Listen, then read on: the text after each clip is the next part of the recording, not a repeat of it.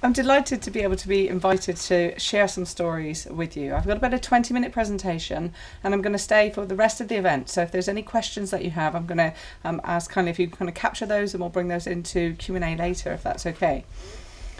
As Lorenzo kindly said, I used to be the head of public participation for the UK government. It was effectively the first head of social media in the world, and I spent a decade in the UK government from no email to open data. So really seeing that really end-to-end digital transformation journey.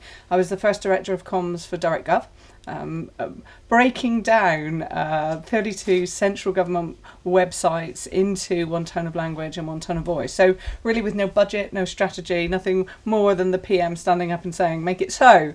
We had to go to departments and take their content, take their teams and pull it all together in one resource. And we tore down sort of 95% of government's digital estate in 5 years. It was at the time the world's largest web transformation programme. And we got to talk to every other government in the world about how they were managing their digital estate too. And the reason I tell some of these stories is because if there's anything in my head or my toolbox or my network that I can help you with when I'm here today, I really want to be able to do so.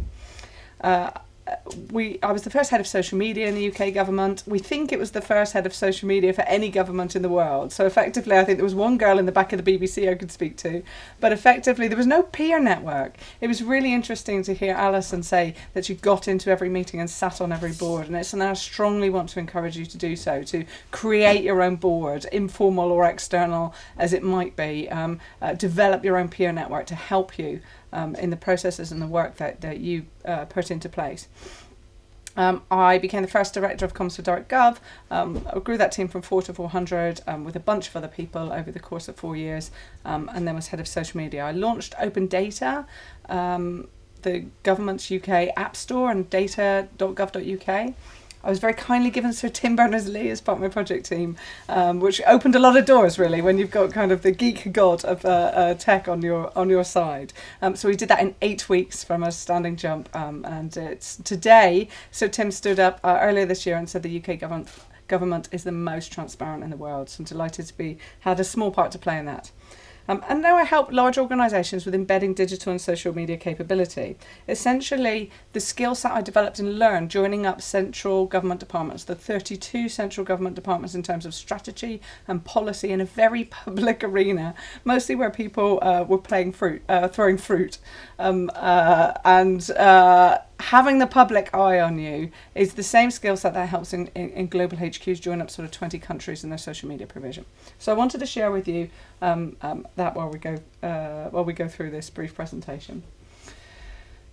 Digital transformation is a hot topic, the killer kind of word this year, and everyone's got their own view of what that might be, you know, from all of the great tech companies to all of the great kind of management consultancies, and there's 7 or 17 or 40 different things they talk about in digital transformation.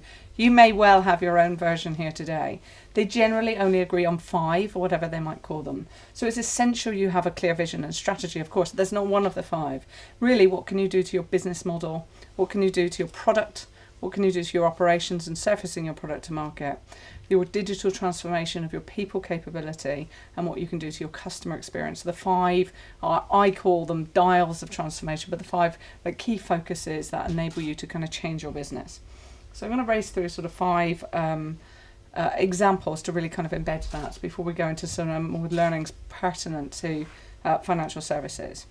So it's no surprise that in terms of transforming your business model, we've kind of picked on Uber. The Ubers, the Airbnb, the very disruptive organisations that change the face of one particular industry have kind of got everyone's attention, and they're looking at how they can take some of their processes and start to apply them in their own business. If you speak to the leaders within Uber, they do not consider themselves a transport or a taxi company. They consider themselves a financial services company, because the way in which that they've enabled drivers through financing to go on the road tomorrow, and they've put the power of pay and market rates into public hand. If you speak to the leaders in Uber, they'll pitch themselves as a financial services. So really in terms of your business model, you can modify your business or create a new business, or in terms of globalization, which they have been marching ahead, love them or hate them, in many different countries, the opportunities in kind of business model and digital transformation. I always use kind of Sesame Street as my kind of go-to example for transforming your product to make Big Bird relevant to kids today, where they have so much tech available to them, and most of them would plainly like to spend their time on Minecraft. To make Sesame Street a broadcast TV show relevant to people today, by using augmented reality to put the Cookie Monster in kids' homes through Xbox, so that they are experiencing the product, is a way in which they've transformed the product for a market and the way that people are behaving today. So you have the opportunity to modify your products, as we've seen in business model, or create new products from that. In terms of transforming operational processes, love film and Netflix from DVDs in the post to a streaming service that is on customer demand are, one of the organisations that have completely changed the way in which people experience and they get their product into people's hands. So whether that is either by, digitising the product entirely as they have here, or performance management. I had the great fortune to speak to the group CFO of Sky, and recently he was talking at a conference, and I said, how do you handle your innovation? Because so much in terms of consumer products and our customers, even in our markets and financial services, being demand-led by the experience that they have is very sophisticated in their home, and they expect that now of all of our service delivery. One of my key focuses, and I'll touch on this in social media too, is about how you are able to kind of transform your people from really being able, is HR directors and talent managers that are probably less exposed to digital transformation than the marketing teams, but essentially can show change to the bottom line really, really swiftly by looking at how they can attract, recruit, develop, retain and exit successfully the workforce and engage them through digital means. And I'll touch on this in a little more detail, but to be able to perhaps save costs from the way in which that they do that.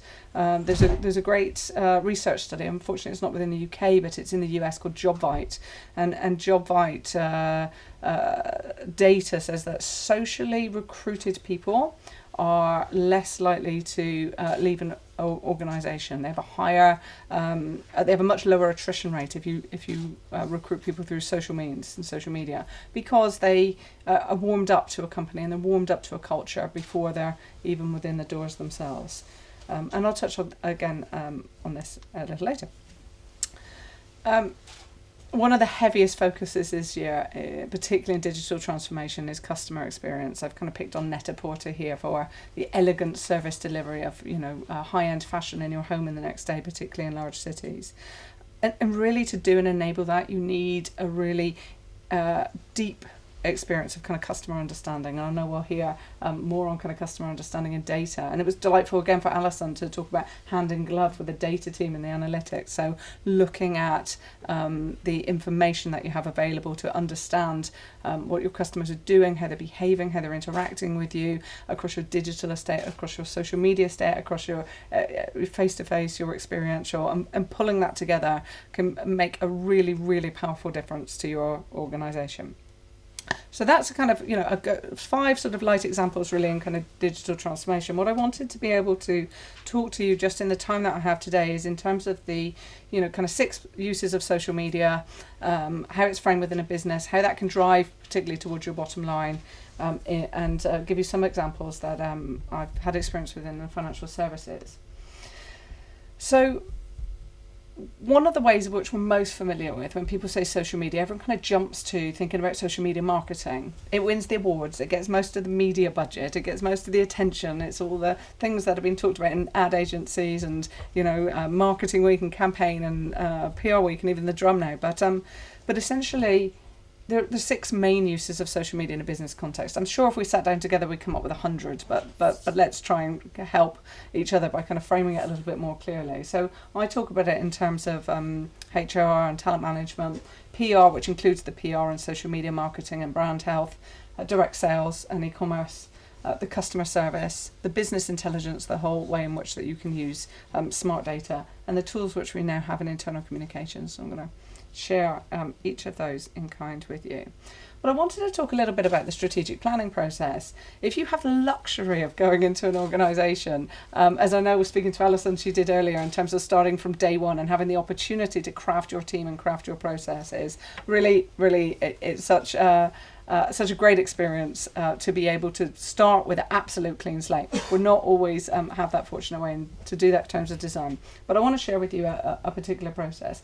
If you're looking at embedding social media into your organisation, whichever part, and understanding some of your roles today vary significantly in financial services about where you might sit within the business. But if you have the opportunity to look at where social sits within a business context, there's a strategic planning process. And this applies no matter whether you're sitting within talent or HR, or you're sitting in any other part of the business, in terms of looking at how do you start planning your social processes. So the first thing is really the discovery piece of looking at business objectives, digital strategy, current KPIs within the business. If you're fortunate enough to have the remit to look across all of those 6 areas, it's about looking at everything from your corporate social responsibility strategy to your annual plan to your investor relations or the other component parts of your business that you might consider, and being able to really swiftly interrogate what measures, who's reporting, because essentially social media is not a silver bullet and it can't solve everything. It can't always solve your infrastructure. It can't always solve your product, but it can give you information that will help your product teams or help your infrastructure or help your customer service within that. But it's really about getting to the kind of the meat of the information that exists really.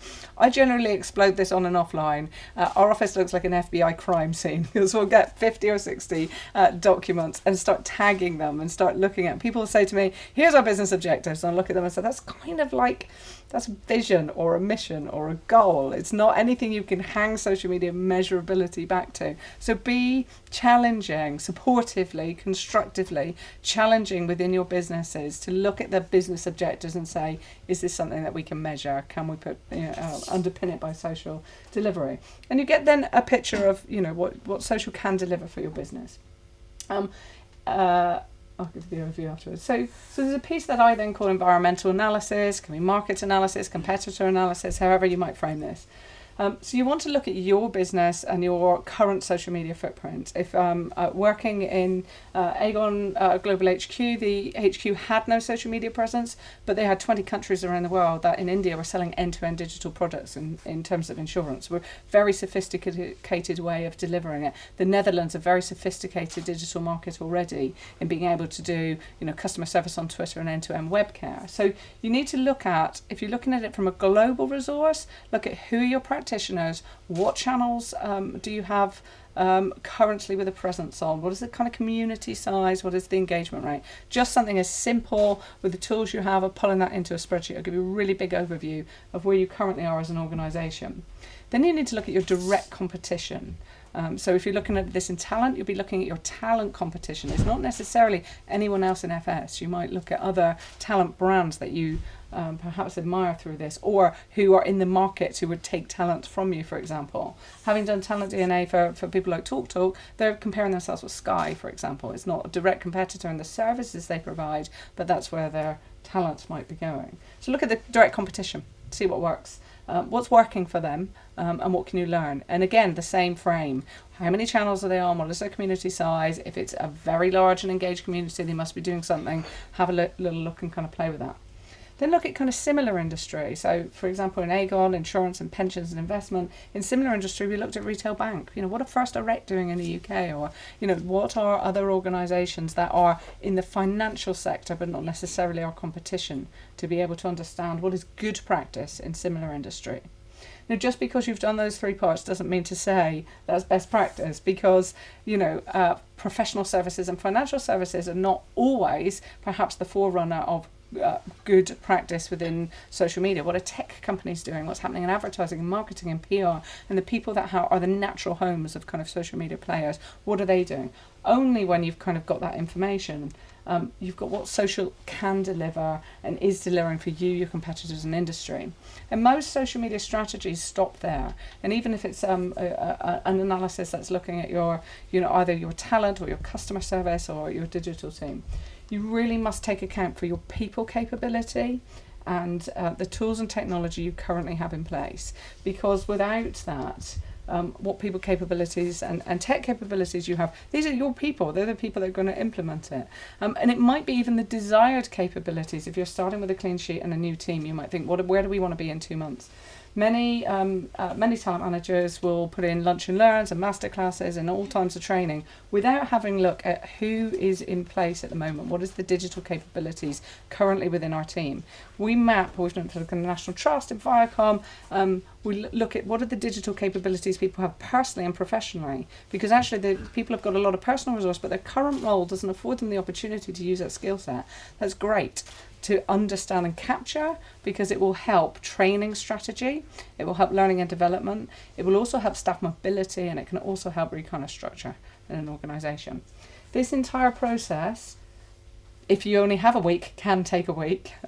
In a global HQ, when you're looking across 20 countries, this is sort of 3 days a week for 3 months as a kind of provision that you would look at. And in that discovery piece, you'd interview your board members, you'd find out their attitude, their aptitude, the capability, the capacity, because you want to understand culturally how well that fits with an organisation and what their fear factor is. Different people have different fear factors, and your smart job of embedding social really is not the tools and the technology, it's the people. And it's addressing those fears. Are they concerned because they don't understand it? Are they just super conscious that you're in a really regulated environment and it will cost the company a lot of pain and bad publicity, as well as kind of financial recompense? So try to understand those and then be able to come up against those. So part of the strategic planning process in a light way. So I'll give you a couple of examples across all of these, and we talked a little bit about HR already. I pointed to Ernst & Young here, who are actually trying to serve the 99% of people that didn't get the job, to warm them up to their brand on social channels, so that they have that pool of great people. Most organisations that are doing talent recruitment or HR recruitment or using social for those means are in-house HR or in-house talent managers will have a job and try to fulfill it. Whereas actually mining your data about the people who've already wanted to engage with your business is what companies are not doing well enough to be able to look at the pool of people who are already engaged. Apple, CIA, Ernst & Young all have dedicated Facebook recruitment strategies. Not even a social media recruitment strategy. It's just looking at talent. But it's much more than badly using LinkedIn. We're not just talking about talent here. In the whole cycle of how you manage people and digital transformation of people, how do you make your job pages attractive enough to have them interact with you in the first place? If people searched about your senior leaders, what's the state of their LinkedIn profiles that people might be able to see? What thought leadership are you putting out? What great events are you putting out about introducing people to your company? What are people outside are talking on Glassdoor about how rubbish you were at interviewing them, or brilliant you were at interviewing them in that open employee feedback? So there's a whole bunch of impressions here. People want to see the pan of your canteen if it's cool enough. People want to see the environment. People want to talk to other people who are there. So there's a whole bunch in terms of that attraction, recruitment, and then the development, the push and pull learning, the on and offline corporate universities, the skills match to talent capabilities. That's smart organisations are doing well, but there's a lot there in terms of people and talent management. PR and social media marketing are probably the area that we are most familiar with. Like I said, this wins all the awards. It's interesting to see working at the Richmond fan zone for the Rugby World Cup last week. The 44 Days of Crazy that MasterCard are putting out. We're very familiar with all the campaigns around digital and social media marketing. Aviva did some great things a couple of years ago in terms of getting customer experiences about how they've helped solve their insurance problems, and putting customers' faces made up of customers' letters characters projected onto the Royal Festival Hall. We've seen even smaller, slighter marketing endeavours. So First Direct produced a black book for their customers because people like us, who are all First Direct customers, like to kind of club together. I'm not a First Direct customer, I mean people like us, like they have a particular group of customers. Then it's nothing to do with their products or services, it's just recognising that they'll want information in a similar fashion. We've seen Aegon and other organisations in insurance focusing on just retirement packages and or just their CSR within that. So there's many different ways you can use this, and it's the area I think we're most familiar with.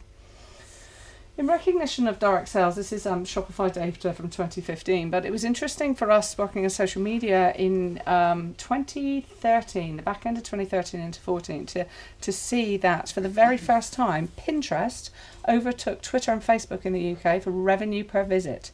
More people went to a photo on Pinterest, followed that into a direct sale than following a photo and doing that on Facebook or Twitter. Facebook and Twitter have much bigger ad sales revenue in terms of volume, in terms of costs in the UK, or revenue generation from that. But it was interesting to see that. So this is just really to be able to say there are many other social media channels other than the big 4 or 5 we always use in the UK, the YouTube, the LinkedIn, kind of Facebook and Twitter, to be able to reach people. We see some really smart brand partnerships happening on Pinterest to capture people's attention and then draw them back to more information. And it's just an observation of that, really. I talked too long at the start before I stopped my clock, so I'm expecting Lorenzo to tell me when I am to time. Customer service. Customer service is a grown-up. Who here is using kind of Twitter on customer service in their environment? There's a couple of you, more and more. I use the O2 example within this, and I'll talk through it and then kind of explain a little bit more about it. So O2 put an incredible team of people into train and upskill and build the capability of the customer service team. We know that by calling the customer helpline and bitching about them on Twitter on one hand, you will get back to you quicker on Twitter than they will, and they've made that their policy. They probably haven't used the word bitching about them in it, I'll be honest, but they put the policy in place that they want people to use Twitter as a customer service. It's saving them in terms of operations around 2 million a year now. In terms of its, there's a great case by the Market Research Society who've worked with BT to be able to look at this. Now, I'm not going to read this out because we've got a big enough screen here, and quite frankly, I'm not terribly street. But a gentleman had a problem with his O2 service and put out on Twitter in his unique argot and his unique slang about how disappointed he was with that service. And O2 responded in the same vein. Now, the conversation goes on to a successful resolution. He didn't feel that he was being mocked. They tried to identify the right tone of voice. O2 employees in a customer service have been empowered and enabled to use a tone of voice without this higher level of clearance. Now, yes, okay, this is a telco and it's not FS, and we are in a much more regulated environment, aren't we, to be able to do this. I'm sure this wouldn't be appropriate in many of the organisations in which we work, but it's interesting, and I wanted to share it with you in that context because it can be done. My favourite example that I talk about, but I never really show on the screen, is that in O2 there's another example where some disgruntled customer told O2 exactly what they'd like to do to their mother, of which O2 staff replied, "We've asked Mum. She says no thanks." Which I think is very brave, and not anything that we could perhaps get away with either. But now we've got the facility in real time. People have that kind of expectation that you are listening and you are doing something with that, and it's managing expectations about how well you're serving that. Just 2 more slides before we're to time, really. But I really wanted to be able to, share with you business intelligence. Business intelligence has really, really grown up, and particularly in social. So in 2010, Gatorade built their first shiny lab in PepsiCo headquarters. Mission Control is still a pumping video of 1.5 minutes on YouTube today, and it looked in real time about people in Gatorade getting involved in conversation and analytics in real time. And essentially that space was a facility, and a marketing endeavour, and it was in a glass case. You had to be a specialist. And what's happened in the last 5 years is we have these tools now. We have these tools at our disposal for product design, for policy making, for customer service, for communications, for corporate reputation, for almost every area of the business. They're on your desktop, they're on the cloud, they can be on your mobile device, and we all have the opportunity within your social media policies and within the people you empower and enable to do this in your business, to listen and to understand what's being said about your organisation and put those processes in place to enable that to happen. This is a couple of slides from topic analysis. These tools have grown up so much now. This is a natural language processing tool which enables you to understand not just do people love or hate your thing, but be able to break that down into each of the component parts, to know where the conversation is, to know what are the parts of your business that is working and not working for you. Natural language processing tools grew out of plagiarism, so analysing text against each other to be able to see if you were cheating in your exams for students now in a digital environment. But now they're really, really, really sophisticated. They're 94% accurate if you and I were reading that text. They can take a phrase like domestos kills germs that hurt, and know that kills and hurt is a positive thing in that context. Okay, two slides and then I am over time, I'm sure. Internal communications has really grown up. The way that we can socially engage with people within the organisation is not just better for geographical, cross-blended teams, but in terms of employee engagement, in terms of social connectivity. There's a bunch of things available here, and I'm sure you're familiar with some of these and have your own internal networks and platforms too. I am Tiffany St. James on most social channels, including Twitter. I'd be delighted to take any questions that you have in the Q&A, but I am to time. Thank you so much, ladies and gentlemen.